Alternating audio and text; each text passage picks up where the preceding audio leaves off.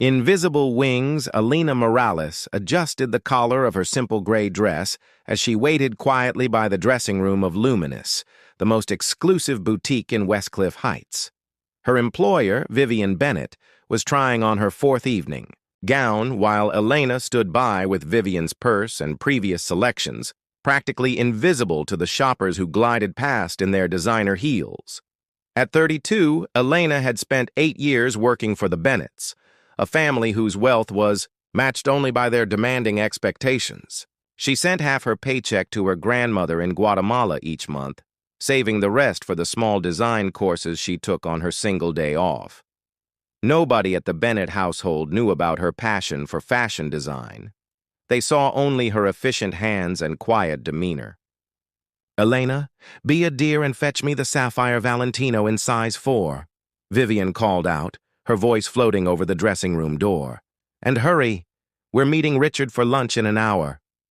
"Yes, Mrs. Bennett," Elena replied, carefully placing the purse on a nearby chair before heading toward the display area.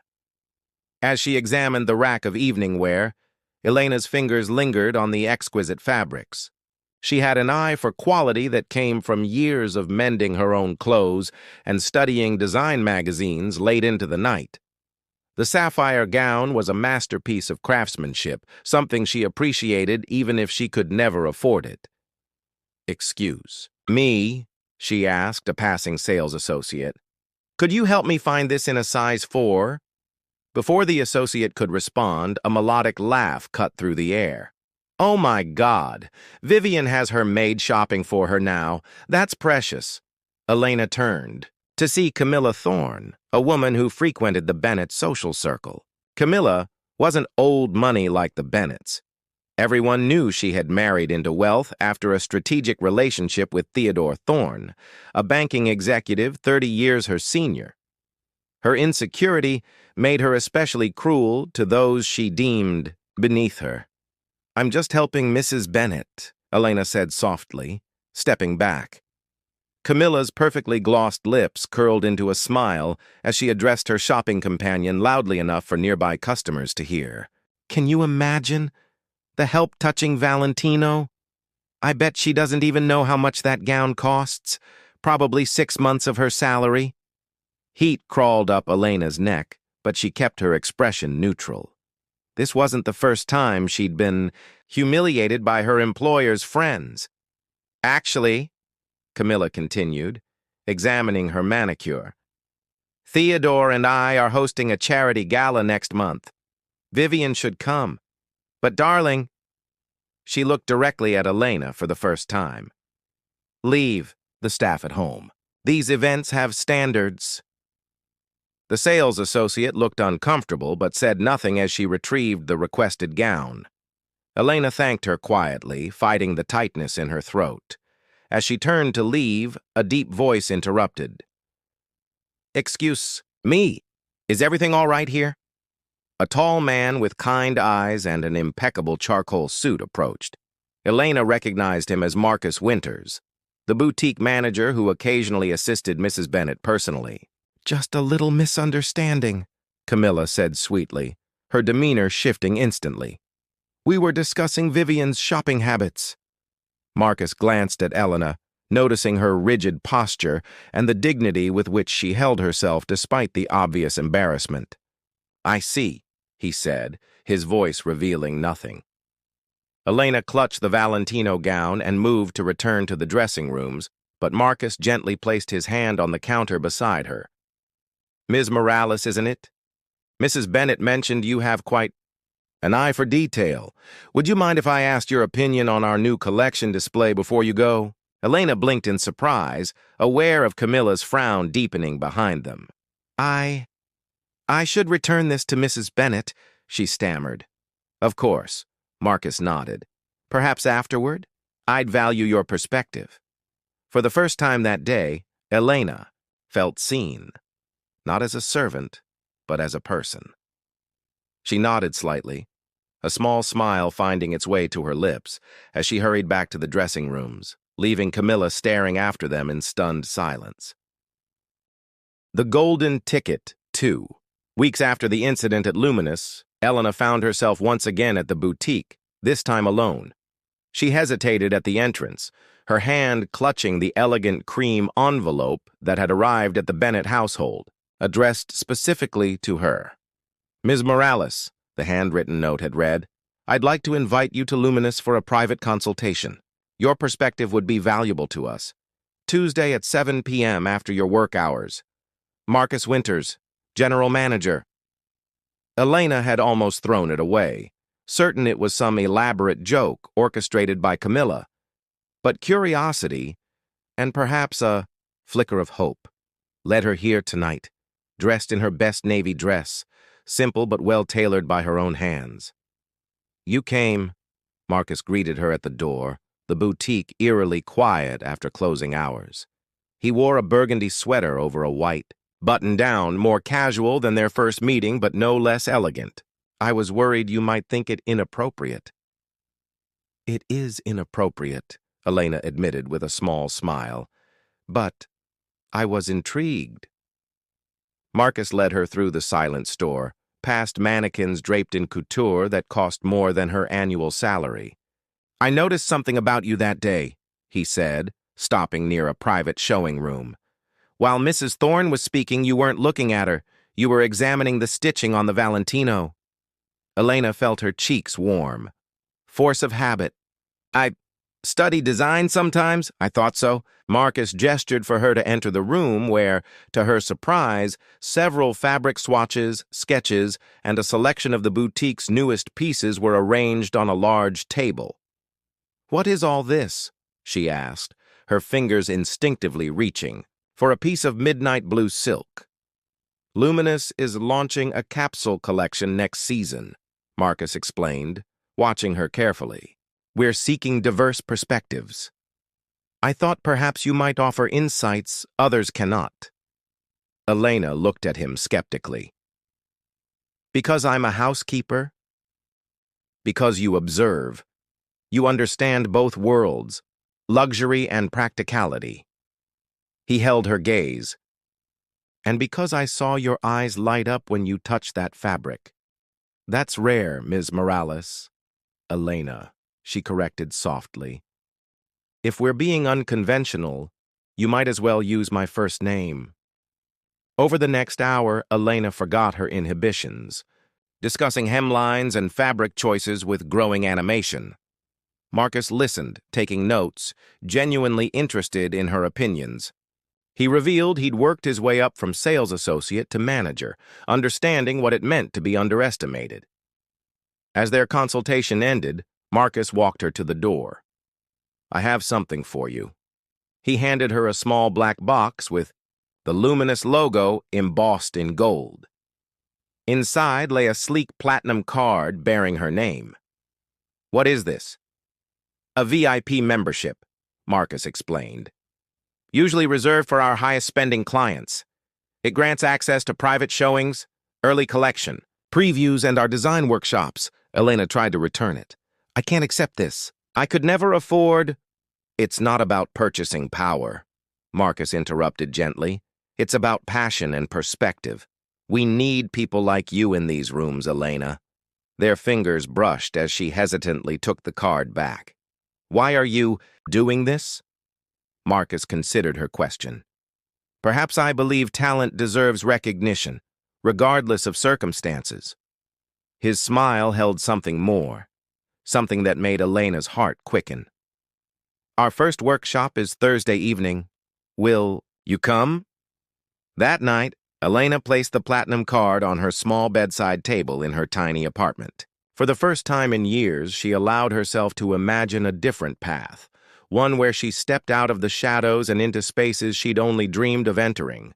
She didn't notice Mrs. Bennett's friend, Camilla Thorne, watching from her car across the street as Marcus had walked Elena to her bus stop, their conversation continuing long after their meeting had officially ended.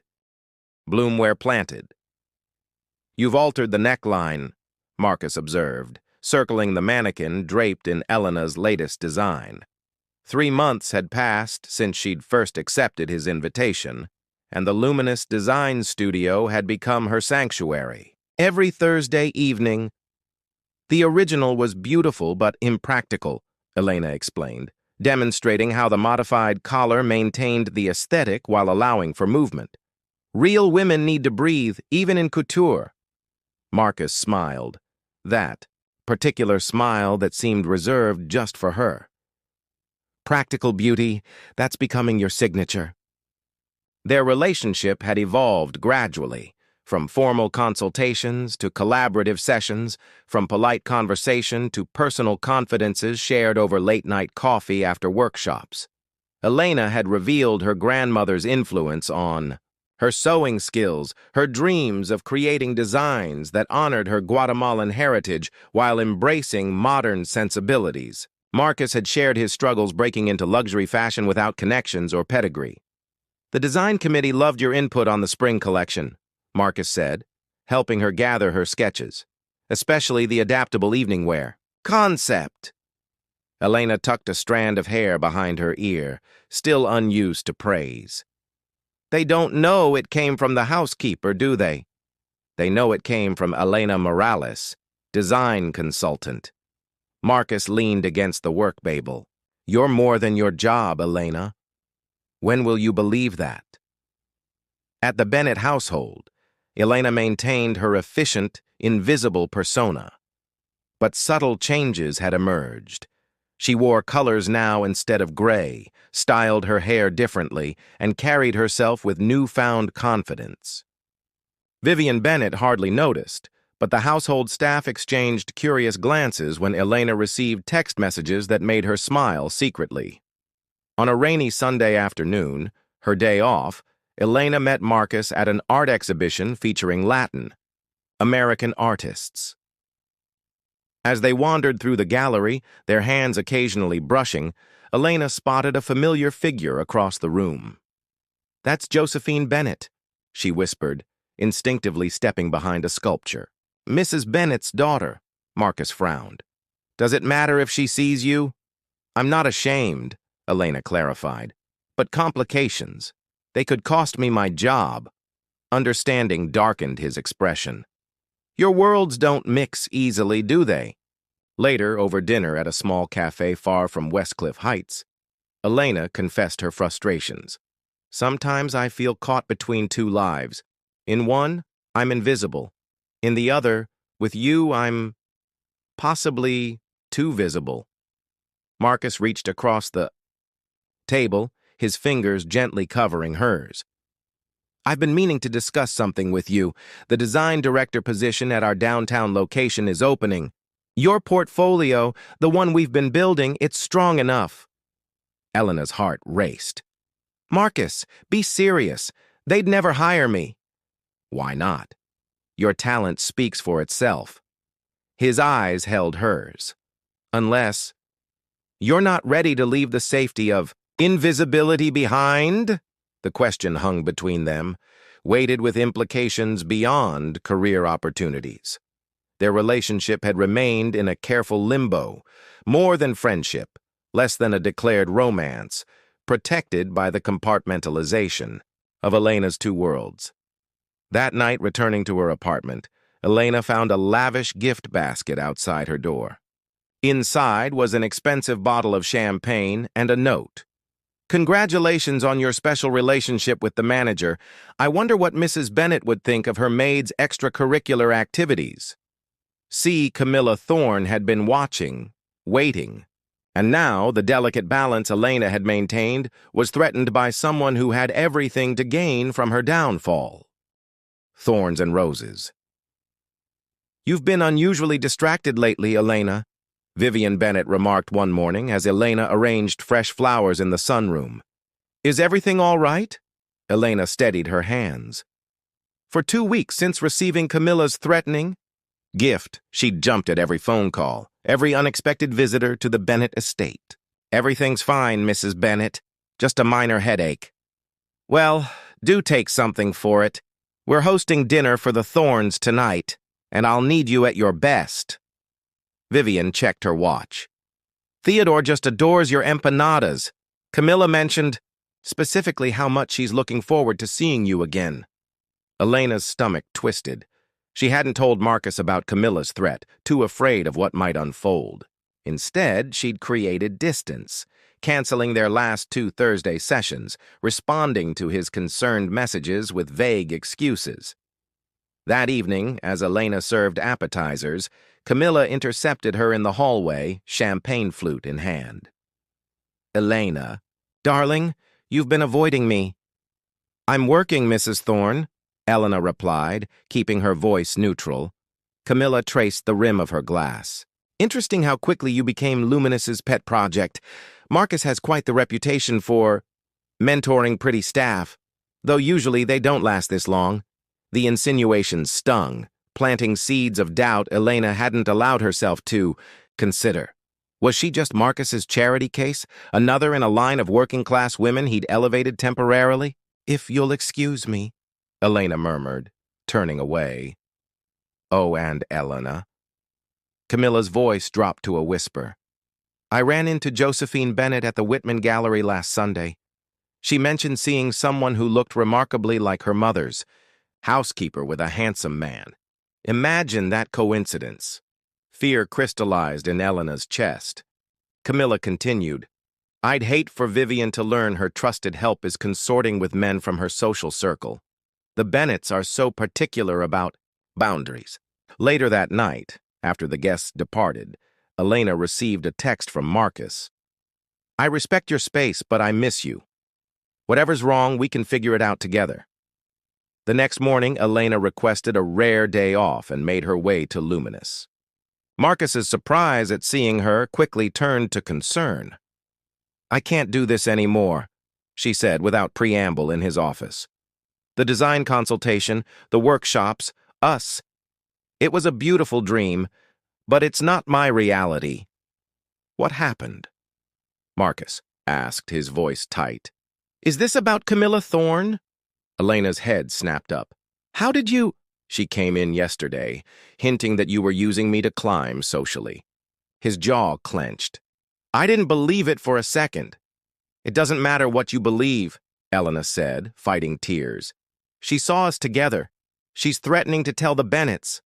And if she does, I lose my job, my income, my stability, everything." The frustration of weeks poured out. "This isn't a romantic comedy, Marcus.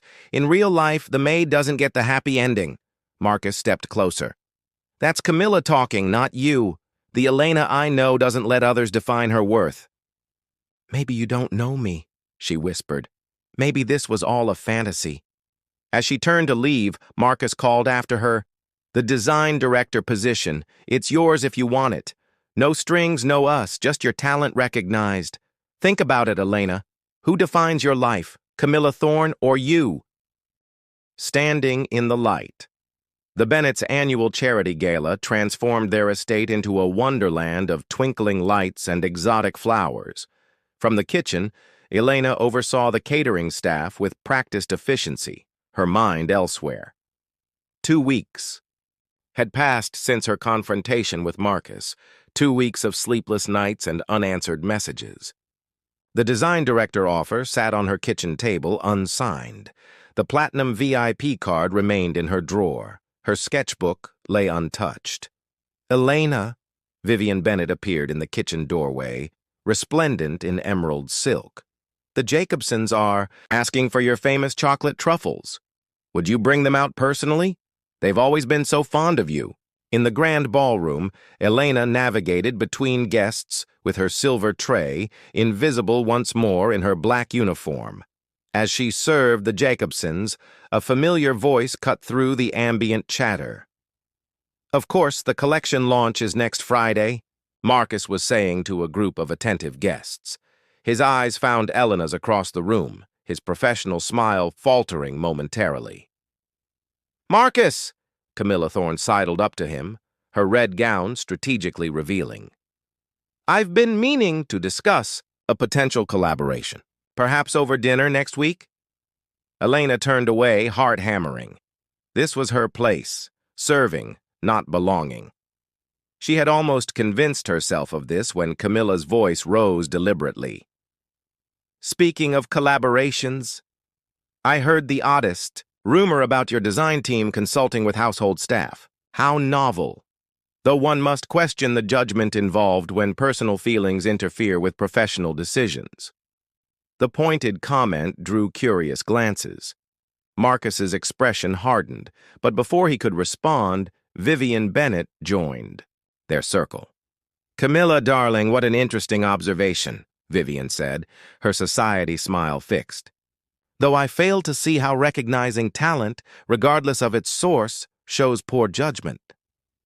Elena froze by the kitchen door, tray clutched tightly. "I only meant," Camilla began. "I know exactly what you meant," Vivian interrupted smoothly.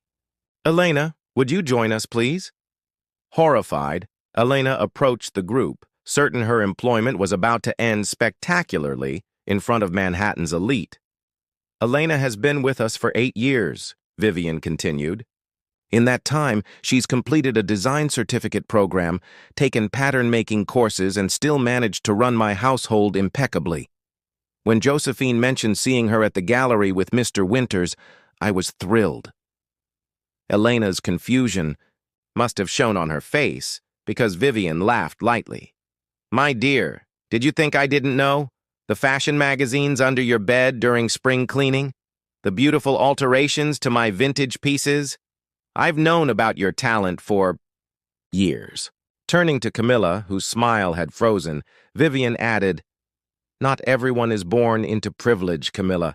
Some of us, yes, even me, before I met Richard, work our way up.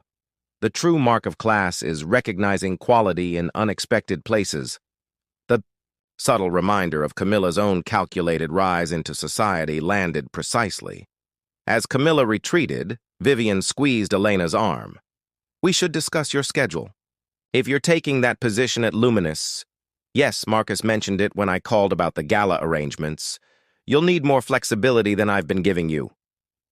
Later, as the party wound down, Elena found Marcus on the terrace, silhouetted against the garden lights. "You told Mrs. Bennett about the job offer," she said, joining him.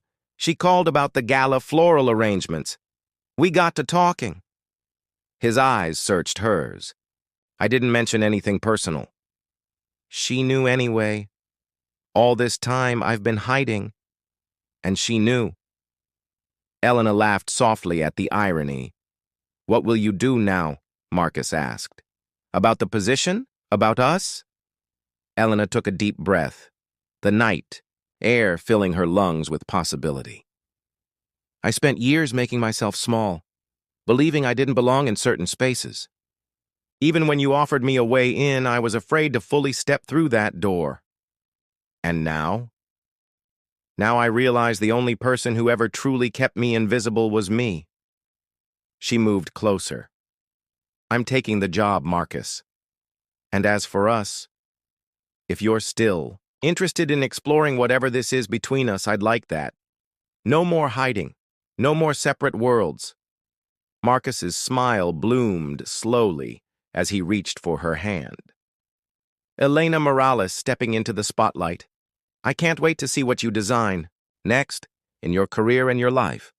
Above them, stars punctuated the velvet sky, distant but brilliant, like the dreams Elena had kept tucked away for too long. Tomorrow would bring challenges, resignation conversations, new professional boundaries, the inevitable gossip.